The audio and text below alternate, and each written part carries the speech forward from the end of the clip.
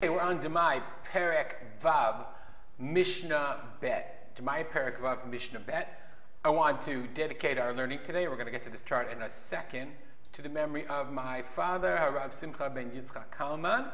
And if you have any comments or questions, I'll say this at the beginning, feel free to contact me, shoot me an email at rspolter@gmail.com.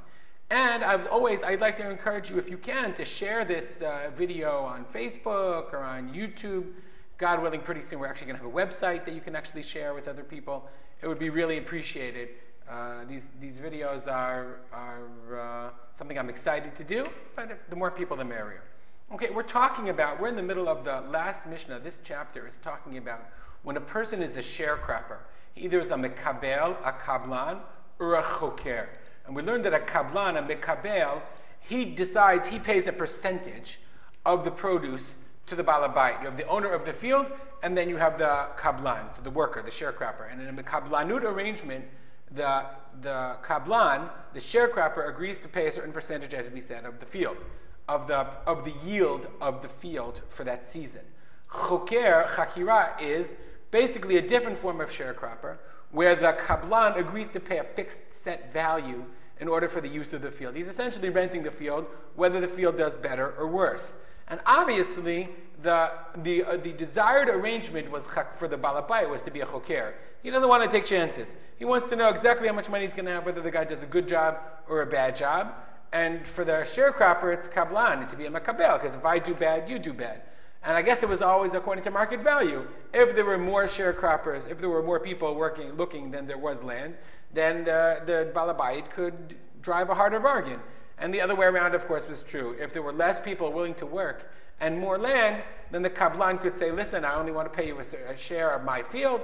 I don't want to pay you a fixed amount. And he could negotiate, obviously, the amount of money that he wanted to give over. Okay, so let's just go over the last Mishnah because it's going to be relevant to ours.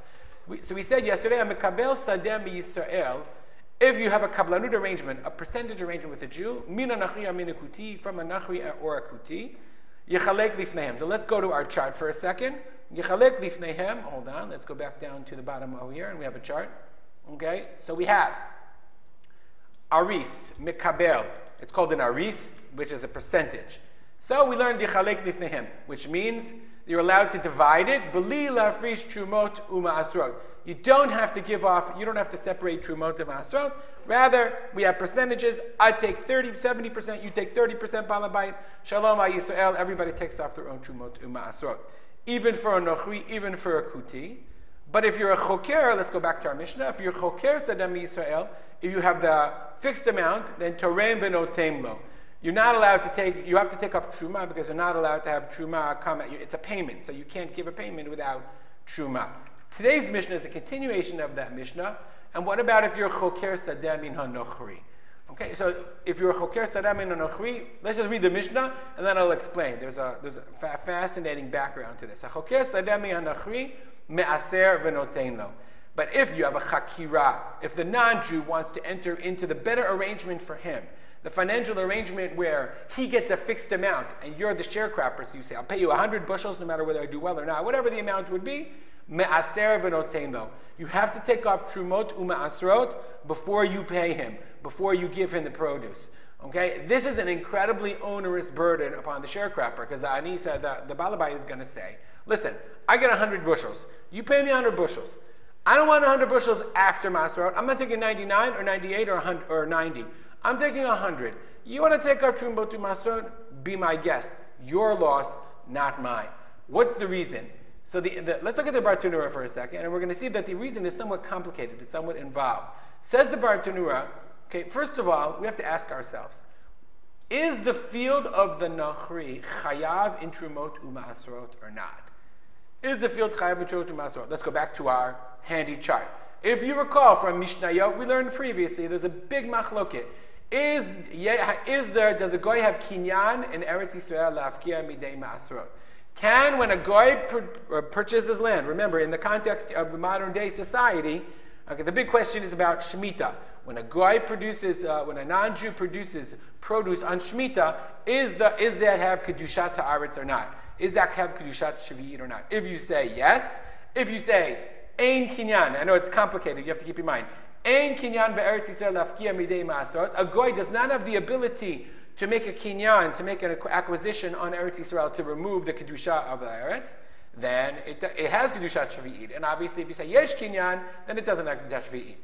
It doesn't have kedushat shvi'it. Similarly, in our case, what about trumot u'masot? So if you say ein kinyan legoy be'eretz Yisrael lafki midei ma'asot, then the goy's property is chayav in trumot u'masot. So therefore, he has to take off trumot u'masot. Will he? Probably not. Should he? Must he? It's chayav in trumot u'masot. It's God's land. If you say yesh kinyan legoy be'eretz Yisrael lafki midei ma'asot, that there is the ability, then the goy is not chayav in trumot u'masot. So based on that, we have to understand the rule that we just learned in our Mishnah. This is our Mishnah. Our Mishnah, I'll give you a color. We'll make it into a color to understand. This is Mishnah Bet. The Mishnah talks about right here, this is the din in our Mishnah. Ma'aser v'notein lo. That if you're choker, in this case, from a non-Jew, if you want to enter in an arrangement, you're choker, you're ma'aser v'notein lo. So the Bartanura, Abu Vajimi Bartanura felt that yesh kinyan the goy be'eretz Yisrael lafgi midei ma'asot. That the goy, when a goy owns property, perot shel goyim einam chayavim ma'asot. They're not chayavim ma'asot. So why in the world, if you have a sharecropping arrangement with a goy, are you ma'aser v'notein lo? Okay, why are you ma'aser v'notein lo? Why do you have to take a true to ma'asot? Look at the commentary of the Bartanura. It's unbelievable. Says the Bartanura, and this is not based on him, the Yerushalmi says it. It's unbelievable not because the Bartanura says it. It's a fascinating social commentary, and I'll explain to you how that's relevant today. Knas kansu chachamim l'choker sadem min oved kachavim. The sages imposed a fine, a knas. They have to work on the spacing here. The sages imposed a fine or a knas on the oved kochavim, on the person, that's choker, that enters a sharecropping arrangement of a fixed payment to an oved kochavim. Why? Shehei ma'aser v'shenotein lo. He has to take off not only trumot, 2%, big deal, but ma'asrot, tens of percent. Why? Kedei shelo yehei shum Yisrael choker sadeh mimenu. No Yisrael, no Jew would enter into such an arrangement with a goy. Right? Because I can't make ends meet if I have to also absorb the trumot u'ma'asrot before I pay you. I can't do that. Therefore, when I have to go into a sharecropping arrangement with the goy, tishaer burabi ado, the field is going to end up being barren in his hands. Umitoch kach Yisrael yitzarech limochra liYisrael b'damim mu'atim. No one's going to work the field because only people working it are Jews. So this non-Jewish landowner is going to be coerced into selling the field to a Jew. Okay? So it's fascinating. Once again, even though, according to the Bartanura, the choker, this goy, yesh kinyan the goy, therefore the perot of Eretz Yisrael are not chayiv in trumot u'ma'asrot. Nonetheless, it's a knas. It's a fine. Why? Because Chazal wanted to legislate economic policy. Chazal legislated halacha to create an economic policy that would make it difficult, if not impossible, for a non-Jew to hold on to land. Meaning, remember we said that you'd always rather be a choker as a landlord than an aris, than a kablan. Nobody wanted to be a kablan.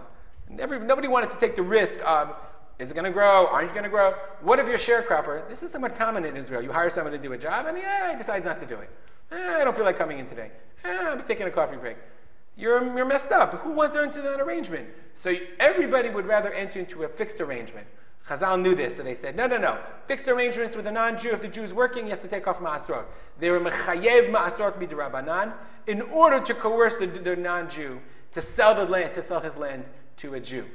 And this is extremely, extremely relevant today. If you follow the news in Israel, it will come up maybe once or twice a year, where some rabbi will complain about the fact, I remember it maybe 2-3 years ago, Rav Shmuel Eliyahu, who is the Rav Harashi of Tzfat, complained bitterly about people selling their apartments to non-Jews, we'll just leave it at that, to non-Jewish neighbors.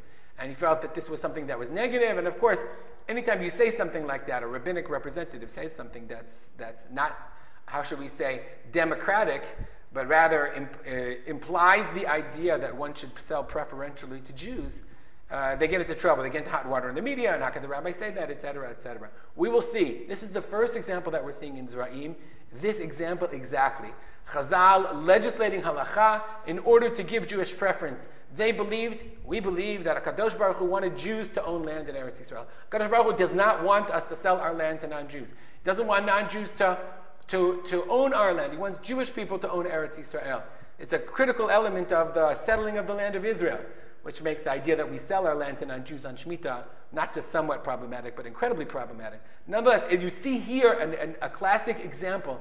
Rav Shmuel Eliyahu, whatever Rav is saying these sorts, he's not making it up. There are many, many sources, as we'll see in Zra'im, for exactly this idea that Chazal not only preferred, but legislated halacha in order to ensure that Jews would own land in Eretz Yisrael. Let's just finish up the Mishnah. Rabbi Yehuda Omer, Rabbi Yehuda says, Av ha-mekabel sdei avotav min anochri.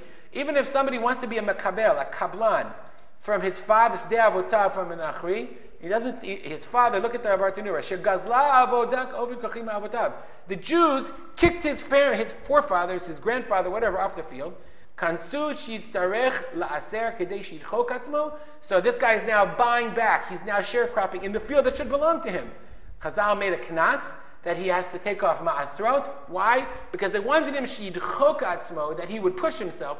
V'iknena min oved kochavim. He would buy it because he owes his family. My family worked this field for the last 17 generations. Really? And now you're paying somebody? Now you're paying somebody, a non-Jew who stole the land from you for the right to work this land? No. We're going to make it so onerous that if you want to continue to work, you're going to have to pay. You're going to have to pay in such a way of taking off trumot to masrot so that mitoch shechaviva alav, because it's beloved to him, sha'itash levotav, that it belongs to him. Lo yaniach lekabla min oved kochavim biyoter min ha'ra'oila. He can't stomach the idea of having to pay the extra money. It's bad enough that they stole it from my grandfather, that his grandfather stole it from my grandfather.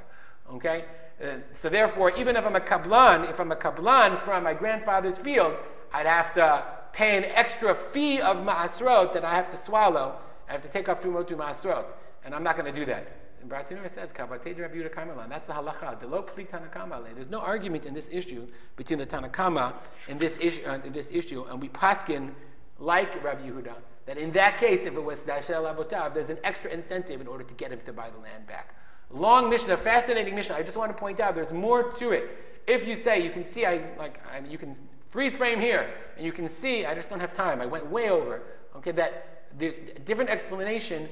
Based on this box here, whether you hold Ein Kinyan Be'eretz Yisrael or Yesh Kinyan, how that will affect why Chazal Paskin Ma'aser V'noten Lo in this Mishnah. Have a great day.